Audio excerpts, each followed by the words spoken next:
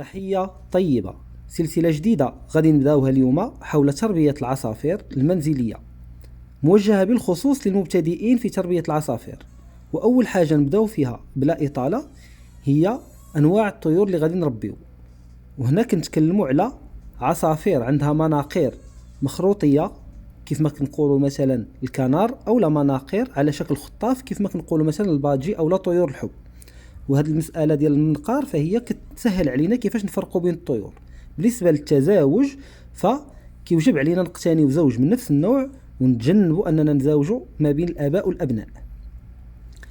المسألة أخرى هي احترام شروط التزاوج، يعني العصافير خاصها تكون واصلة لسن البلوغ، وكذلك تكون في صحة جيدة، والأقفاص بطبيعة الحال غادي نتكلموا في هذا الشيء من بعد. كذلك كيوجب علينا توفير الهدوء وظروف السلامة وتجنب الزيارات والتدخلات من طرفنا للطيور. كذلك إبعاد ما يهدد العصافير، هنا كنتكلموا على القطط العدو اللدود لأي عصفور، وكذلك الأطفال الصغار. علاش؟ حيت ما كيعرفوش كيقدروا يأذيو العصافير ديالنا. وما نساوش أنه خاصنا نوفروا في الأقفاص ديالنا الأعشاش المناسبة لكل نوع. فكاين من الطيور اللي كيبغي أوكار مظلمة، ومن الطيور اللي كيبغي أعشاش كتكون واضحة وسط القفص، يعني ما كيحتاجش الأعشاش اللي هي مغلقة. وهذه المسألة خاصنا نحترموها ونوفروا لهم هاد الأنواع ديال الأعشاش المتواجدة في السوق بطبيعة الحال، وغادي نفصلوا في هذه المسائل. بالنسبة للأعشاش فكيوجب علينا نوفروا مواد تعشيش حسب حاجية كل عصفور أو لا كل نوع. فمنهم اللي كيبغي الخيوط، منهم اللي كيبغي ساعة في النخل كيف ما كنقولوا الجريد، منهم اللي كيبغي النشارة ديال الخشب. وهذا الشيء كيف ما كنقولوا فهو موجود في الأسواق وموجود في الطبيعة، فيمكن نجيبوه ونوجدوه ونحطوه لهم في الأقفاص ديالهم. ونتفاداو واحد المسألة هي أننا نرجعوا من الأقفاص سجون، يعني يكفي أننا ساجنين الحرية ديال الطيور في أقفاص، فما نزيدوش أنه هاد الأقفاص يعني تكون غير نظيفة أو لا تكون ضيقة. وملحوظة كنربيو فقط الطيور المنزلية التي سبق وولدت في الأقفاص. بالنسبة لأحجام الأقفاص فكل طائر عنده احتياجاته الخاصة، لذلك كيف ما سبق وقلت ما كنردوش من القفص السجن. فخاصنا نحترموا هذه المسألة ونوفروا مساحة خاصة للطيران والحركة ديال العصافير وسط الأقفاص، وكذلك مساحة مناسبة للتزاوج. وهذا الشيء غادي نفصلوا فيه إن شاء الله في فيديوهات قادمة من السلسلة ديالنا الموجهة للمبتدئين في تربية العصافير. بالنسبة للأقفاص كاينين جوج الأنواع. النوع الأول كيكون خاص بالإنتاج، والنوع الثاني كيكون من أقفاص الديكور أو لا أقفاص الزينة، وغالبا كنوضعوه في وسط البيت. إلا أنه نظرا للضوضاء اللي كتكون وسط البيت فالطيور ديالنا ما كتكونش في أريحية وما كنحترموش الخصوصية ديالها. وغالبا أيضا مع أقفاص الزينة فهي كتكون أسطوانية الشكل وكتكون ضيقة، لذلك ما كتكونش مساحة كافية للطيور للحركة والطيران كما سبق وقلت، وكذلك التزاوج. وهذا الأمر هذا فهو غير محبذ. فمن الأحسن أنه العصافير ديالنا تكون عندها بعض الخصوصية وتكون عندها بعض المساحات الإضافية للطيران والحركة، ونحترموا هذه المسألة. فأي مربي طيور مبتدئ وجب عليه يوفر أقفاص لمتاسعة وأقفاص لمناسبة لكل نوع من الطيور اللي باغي يربيها. بالنسبة لأقفاص الإنتاج فغالبا ما كتكون على هذا الشكل كما كنشوفوا في الصورة، يعني الأقفاص اللي ممكن أنه العصافير تبيض فيها وتفقس فيها وتكاثر فيها، وغالبا ما كتكون المساحة ديالها كبيرة وكيكونوا فيها بزاف المجاتم. هادشي غادي نفصلوا فيه إن شاء الله. وكتكون فيها بزاف المآكل وبزاف المشربيات كيف ما كيسميو الناس ديال تربية العصافير، يعني هذوك الأوعية اللي كنديروا فيهم مياه الشرب. فكيوجب علينا أننا نوفروا أقفاص كيف ما هادو إلا كنا باغيين نديروا الإنتاج وكنا باغيين نشوفوا فراخ صغيرة في الأقفاص ديالنا.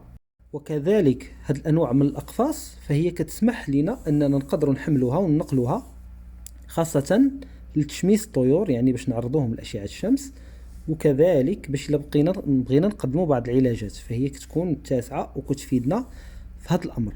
وبالنسبه للتنظيف فكيكون سهل جدا، نظرا لانها كتكون كتفصل، يعني كل جزء منها ممكن انه يحيد وننظفوه على حده. وكيف ما كنشوفوا في الصوره فهذا زوج من الطيور موفر ليه قفص نموذجي، وكذلك اضاءه اللي هي تقريبا نموذجيه، وايضا هذا القفص فهو معرض للاشعه ديال الشمس ماشي طيله اليوم، وانما ممكن اننا ننقلوه ونحولوه لبلاصه ديال اشعه الشمس باش العصافير ديالنا تستافد من الاشعه ديال الشمس ومن فيتامين دي. وما نساوش انه هذه الاقفاص كتساعدنا نظرا للحجم ديالها انه التهويه تكون ممتازه ونتخلصوا من الحشرات المضره بالعصافير ديالنا. بالنسبه للتغذيه ديال الطيور فهي كتختلف من نوع لنوع، وهنا خاصنا نحترموا التغذيه اللي نقدموا كبدائل للتغذيه اللي كانوا كياكلوها العصافير في الطبيعه. فمثلا العصافير في الطبيعه كتغذى بكثره على الحشرات، فخاصنا نقدموا لها بدائل، وهذا الشيء غادي نفصلوا فيه. وكذلك كتكون كتغذى على الخضار وعلى البذور من الحقول، فلذلك خاصنا نقدموا لها بدائل. وهذا الشيء ان شاء الله غادي نفصلوا فيه كيف ما قلت في فيديوهات قادمه، باش اي مربي ديال الطيور مبتدئ يستافد ويقدر يبدا بدون اخطاء.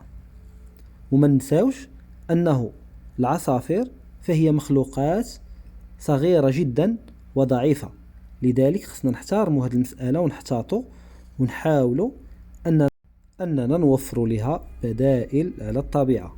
فكيف ما حبسناها في اقفاص فلا بد اننا نوفر لها التغذيه المناسبه، ونحاولوا نخليوها في صحه جيده بطبيعه الحال، بعيدا عن الامراض وبعيدا عن جميع التهديدات. وما نساوش انه العصافير في الطبيعه فهي كتكون كتمشي تبحث على الغذاء ديالها راسها، وكتكون عارفه اشنو خاصها، خاصه منين كيكونوا عندها وليدات كيف ما كنشوفوا في الصوره. فلذلك الوجبات اللي كنقدموا للطيور ديالنا لابد تكون كيف ما كنقول هذا المفرد تكون بديله عن الغذاء اللي مولفه كتاكلو في الطبيعه.